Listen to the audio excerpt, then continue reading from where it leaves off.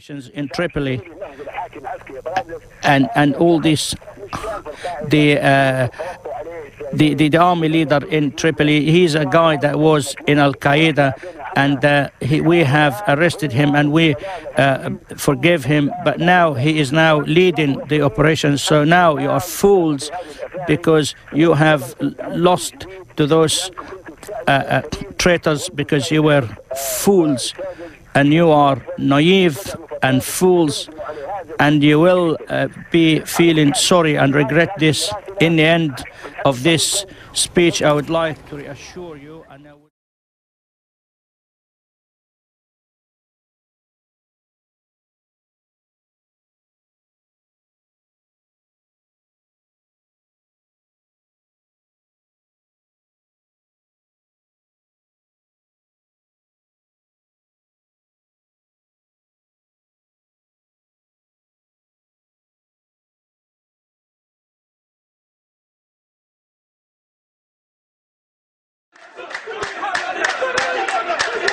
Prisoners in Tripoli celebrate their impending release.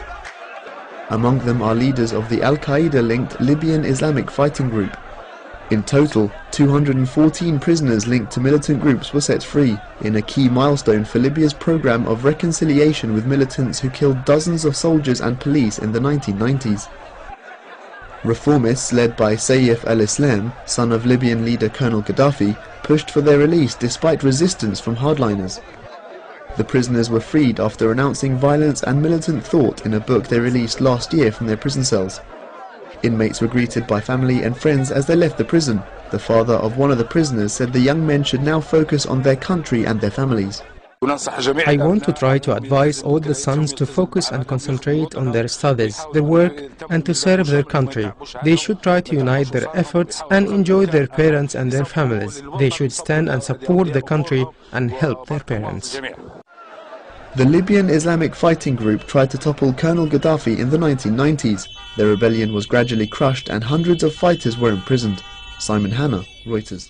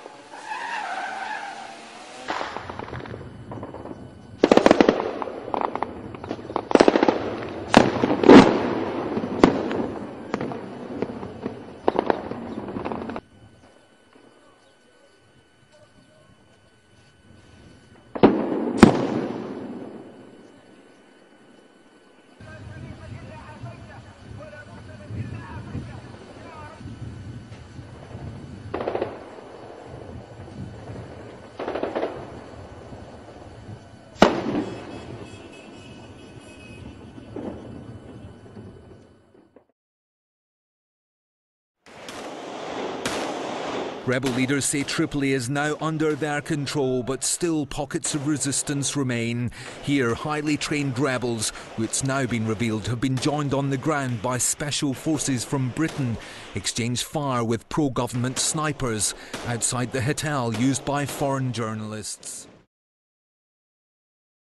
Gaddafi's spokesman, Musa Ibrahim, claims that he's safe and well, and at an undisclosed location in Libya. But rebels say they've cornered the dictator in an apartment building in Tripoli. There's been intense fighting around two buildings in the heart of the city, but no confirmation that he's actually there. The Foreign Secretary, William Hague, spoke earlier to Sky News. To bring matters to a conclusion, to show people in Libya that there really has been a change, that there's no chance whatever of Colonel Gaddafi returning, then his capture is very, very important to that. And of course, we would also ideally like to see him brought to justice. He has been indicted by the International Criminal Court, and of course we want to see him face justice. Libyans will have to make up their own minds about what happens to him. Earlier, his last remaining stronghold in the capital, Abu Salim, fell to the rebels, but not without a fight. Danger ahead. Is it friend or foe? A rebel commander in Abu Salim tries to work that out. He soon gets his answer. For more than an hour, the two sides exchanged fire. Small arms supplemented by the big guns. And rocket-propelled grenades. Abu Salim was a Gaddafi stronghold. Some of the rebels believed he or his sons were holed up here. The ferocity of the battle adding to their suspicions. But a later sweep of the area throws up nothing. With the rumour mill as to Gaddafi's whereabouts in overdrive, the rebels find themselves chasing ghosts.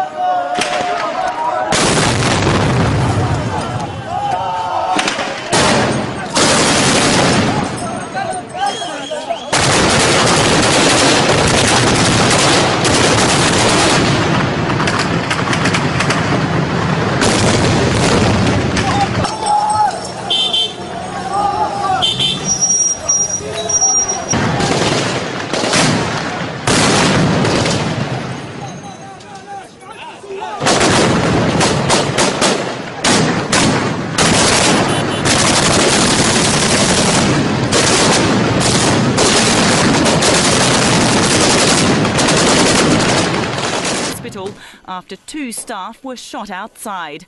This doctor doesn't flinch as an explosion goes off nearby. We need scrub nurse, we need technician for X-ray, we need everywhere. One father has watched his son's wounds turn gangrenous because they're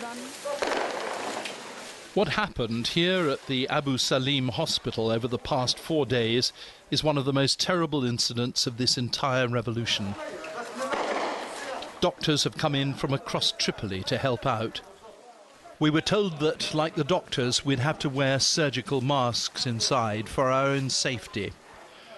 The hospital staff here all ran away days ago because of the fighting. But seriously injured people kept on being brought in, dozens of them, perhaps as many as 100 altogether. And here they died of their injuries, entirely untreated. The stench of death is overpowering, far too strong for the feeble efforts of this volunteer with his air freshener. The floor is thick with blood.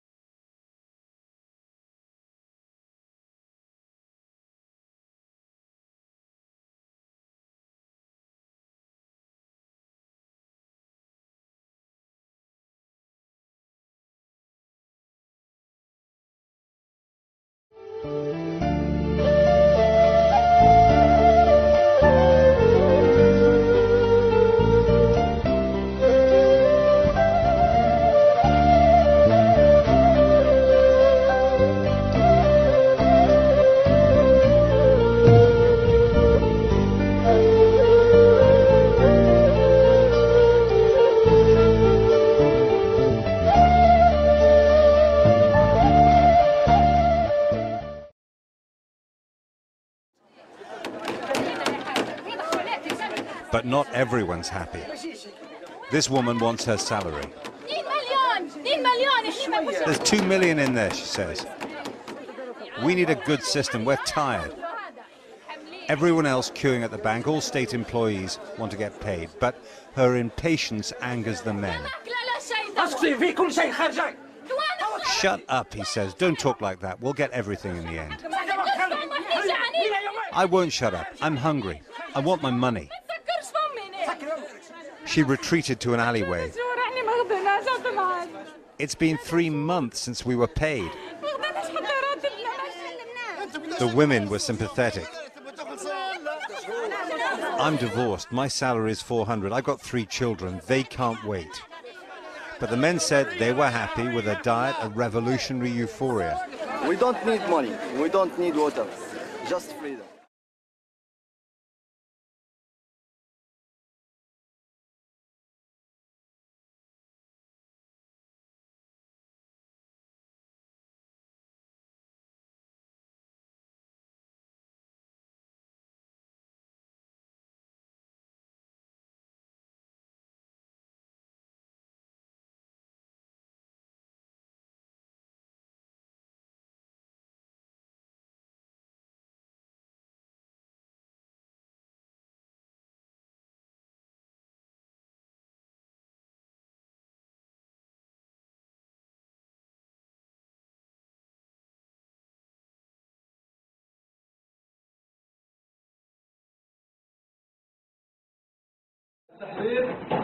ودخلنا من ضمن مجموعة زنتان. احنا الآن في قلب طرابلس في مبنى السفارة القرية. طبعا المجموعة اللي داخل مجموعة القوة الخاصة 2 اللي كانت موجودة في الجبل الغربي في ضيافة الزنتان. ولا بالله امام قاعد مفتاح. هذا الحج مفتاح طبعا من الزنتان.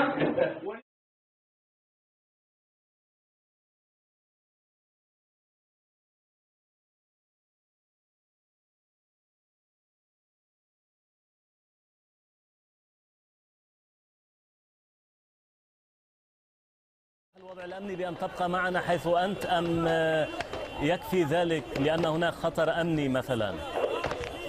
نعم يعني هذا الشيخ عبد الحكيم الحاج الآن وصل إليه يعني كنت هل إذا إن كان بالإمكان الحديث العسكري رئيس المجلس العسكري لمدينة طرابلس وربما هو من سيحدثنا عن الدخول إلى منطقة باب العزيزية.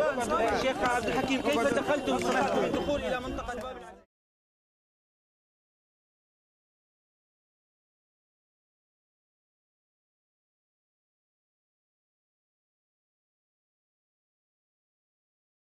في قصف الثوار تراجعوا أمامنا في زحوفات وفروا أمامنا فرار جدان. الآن المعركة يا إخواننا، نحن الآن نوجه نداءنا إلى أهالينا في طرابلس وإلى كافة الثوار. المعركة العسكرية إن شاء الله قد حسمت. الآن المعركة الأهم هي أن نحافظ على أمن هذه المدينة الخالدة وأن لا يكون منا أي تصرف غير مسؤول. كثف الثوار.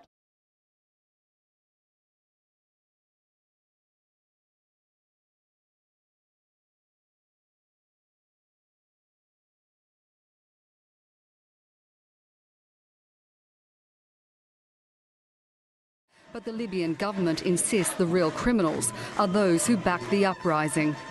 Every blood, every drop of Libyan blood shed by these rebels is the responsibility of the Western world, and especially NATO's countries.